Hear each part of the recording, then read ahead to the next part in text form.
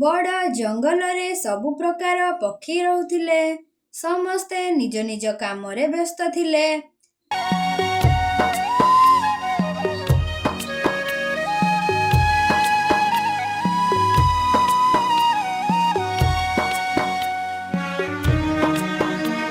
ଥରେ ତାଙ୍କ ଜଙ୍ଗଲ ଦେଇ ଗୋଟିଏ ନଦୀ ଯାଇଥାଏ।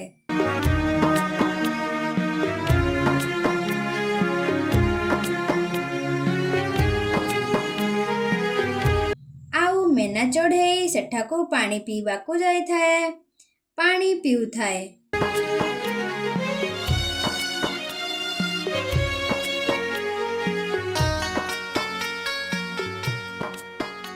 ମେନା ଚଢ଼େଇର ନଜର ନଦୀ ମଝିକୁ ପଡ଼େ। ପାଣିରେ ଗୋଟିଏ ପକ୍ଷୀ ବସା ଭାସି ଭାସି ଯାଉଥାଏ। ଆରେ ଏହି ପକ୍ଷୀ ବସାଟି ଭାସିକି ଯାଉଛି କେମିତି?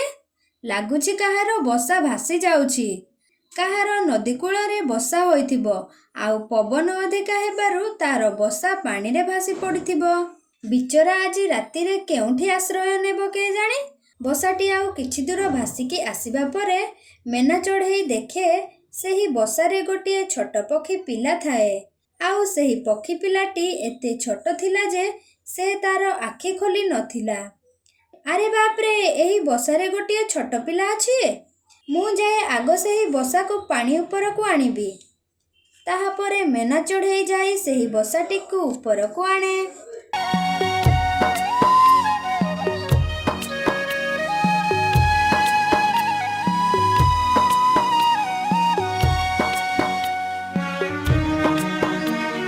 ଆରେ ବାପରେ, ଏହି ଛୋଟ ପିଲାଟି ତ ତାର ଆଖି ଖୋଲି ନାହିଁ।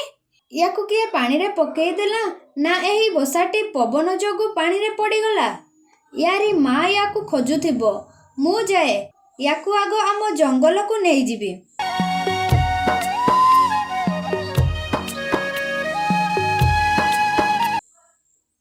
ତାହାପରେ ମେନା ଚଢ଼େଇ ତାଙ୍କ ଜଙ୍ଗଲକୁ ଚାଲିଯାଏ। ଶୁଆ ଆଉ ଚିଙ୍କି ଚଢ଼େଇ ଗୋଟିଏ ଗଛରେ ବସିଥାନ୍ତି। ମେନା ଚଢ଼େଇ ସେହି ଗଛ ଉପରକୁ ଚାଲିଯାଏ।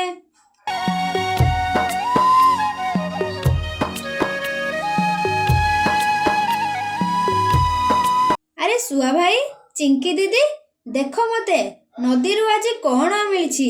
ଏହି ଛୋଟ ପିଲାଟି ତାର ବସା ସହିତ ନଦୀରେ ଭାସି ଯାଉଥିଲା।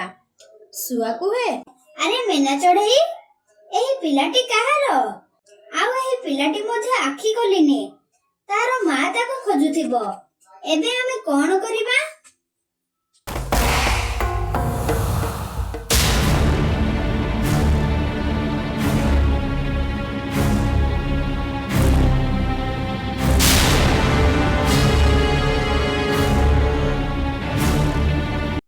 ଚିଙ୍କି ଚଢ଼େଇ କୁହେ, ଆରେ ମେନା ଚଢ଼େଇ, ଯାହା ହେଉ ତୁ ତାର ଜୀବନ ବଞ୍ଚାଇଲୁ।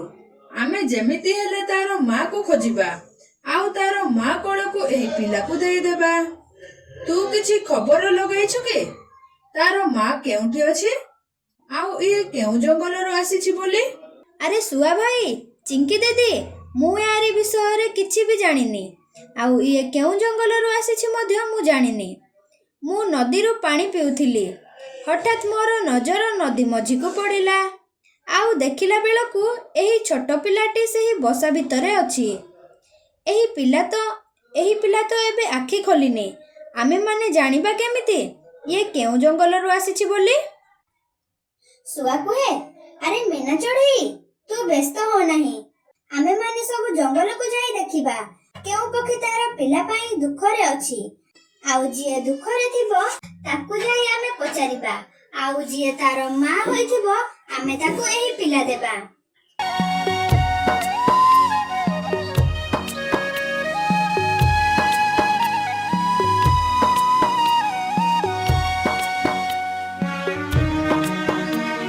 ସେତିକି ସମୟ ଭିତରେ ସେହି ଛୋଟ ପକ୍ଷୀଟି ଆଖି ଖୋଲିଲା। ଆଉ ଏମାନେ ତିନି ଜଣଙ୍କୁ ଟୁକୁରୁ ଟୁକୁରୁ ଦେଖିଲା। ମା, ମା, ତମ ଭିତରୁ କିଏ ମୋର ମା? କୁହ, ମୁଁ ମୋରି ମା ପାଖକୁ ଯିବି। ତାହାପରେ ତିନି ଜଣ ଯାକ କାନ୍ଦି ପକାନ୍ତି।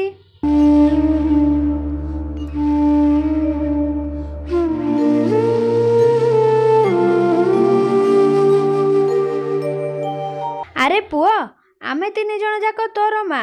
ଆମ 3 ଜଣଙ୍କ ପାଖକୁ ଆସ।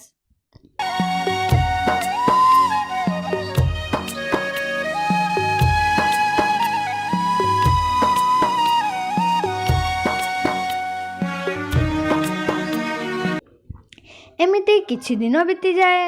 ସମସ୍ତେ ସେହି ଛୋଟ ପକ୍ଷୀର ମାଆକୁ ଖୋଜନ୍ତି, କିନ୍ତୁ ସେହି ଛୋଟ ପକ୍ଷୀର ମାଆକୁ ପାଆନ୍ତି ନାହିଁ। ଥରେ ତାଙ୍କ ପାଖକୁ ଗୋଟିଏ ସେଇ ଛୋଟ ପକ୍ଷୀ ପରିକା ଗୋଟିଏ ପକ୍ଷୀ ଆସେ।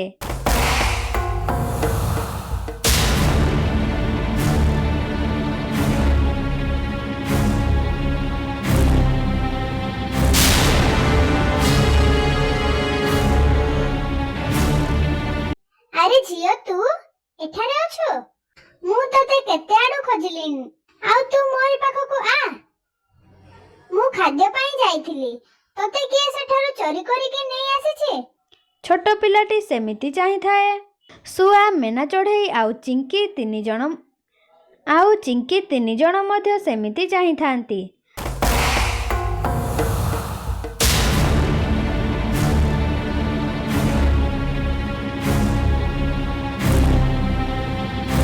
ତାହେଲେ ଆମ ଗୁଲୁର ତମେ ମା? ଆମେ ତମକୁ ବହୁତ ଖୋଜିଲୁ, ହେଲେ ତମକୁ ପାଇଲୁ ନାହିଁ।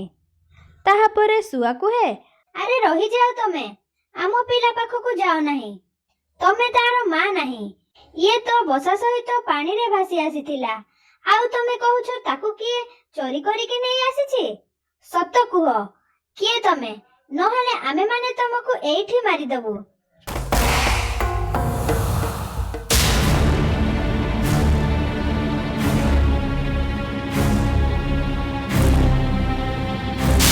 ତାହାପରେ ଆର ପକ୍ଷୀଟି ସତ କୁହେ, ମୁଁ ଅନ୍ୟ ଏକ ଜଙ୍ଗଲର।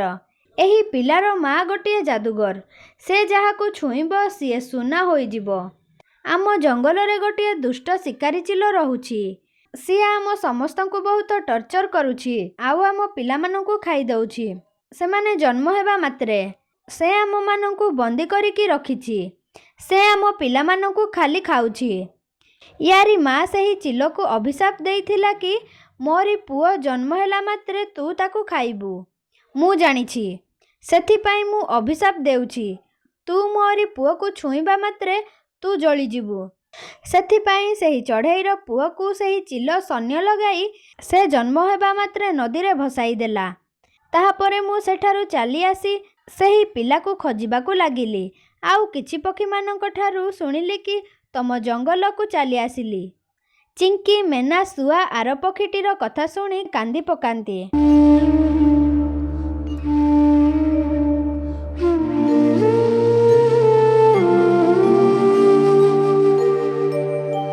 ଆଉ ତାଙ୍କ ସାଥିରେ ସେହି ପିଲାକୁ ନେଇ ତାଙ୍କ ଜଙ୍ଗଲକୁ ଯାଇ ସେହି ପିଲାକୁ ତାର ମାଆକୁ ଦେବା ପାଇଁ ନିଷ୍ପତ୍ତି ନିଅନ୍ତି। ସମସ୍ତେ ମିଶି ଆର ଜଙ୍ଗଲକୁ ଯାଆନ୍ତି, ଆଉ ସେହି ଶିକାରୀ ଚିଲକୁ ସେହି ଛୋଟ ପିଲାଟି ଛୁଇଁ ଦିଏ। ତାହାପରେ ଚିଲ ସେହିଠି ଜଳିଯାଏ, ଆଉ ତାର ମାଆକୁ ସେଠୁ ଉଦ୍ଧାର କରନ୍ତି। ତାର ମା ତାର ପୁଅକୁ ପାଇ ଖୁସି ହୁଏ, ଆଉ ମେନା ଚଢ଼େଇ, ଚିଙ୍କି, ଶୁଆ ଏମାନେ 3 ଜଣ ମଧ୍ୟ ଖୁସି ହୁଅନ୍ତି। ଏହିପରି ନୂଆ ନୂଆ ଭିଡ଼ିଓ ଦେଖିବା ପାଇଁ ଆମ ଓଡ଼ିଆ କାର୍ଟୁନ ବାର୍ଡ଼ ଚ୍ୟାନେଲକୁ ଲାଇକ୍, ସବସ୍କ୍ରାଇବ୍ ଆଣ୍ଡ ସେୟାର କରନ୍ତୁ ଏବଂ ନୂଆ ନୂଆ ଭିଡ଼ିଓ ଦେଖୁଥାନ୍ତୁ।